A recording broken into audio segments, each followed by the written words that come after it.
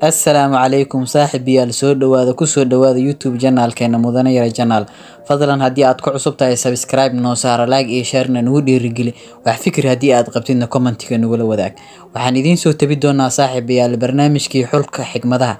Waxaan idiin soo tabi doonaa 10 xigmadood maanta. Soo dhawaada saaxiibayaal. Xigmadda koowaad waxa ay leedahay mararka qaar noloshu kama fududa intii hore ee adiga ayaa intii hore ka adag.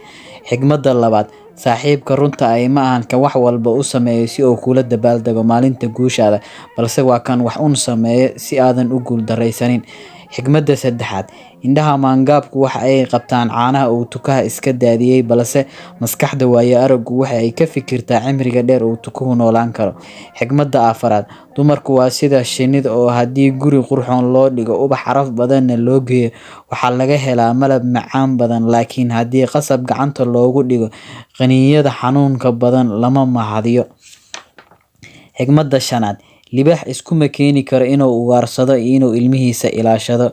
Xigmadda lixaad, jacaylkaada ammaano qofkaad uga dhigtay, masayrkaada ha uga dhigin deyn, waayo way adag tahay inuu labaduba kuu soo wada celiyo. Xigmadda toddobaad, cudurdaarka qaar waa sida tacsida oo meydku kama jawaabo. Xigmadda sideedaad, liin dhanaan ayay u dhammaatay haddii ay bolosho, maxaa yeelay canabku waxa uu isku beddelaa sabiib. Xigmadda sagaalaad, ixtiraamku waa lahjadda ugu ballaaran ee luqadda gobonimada.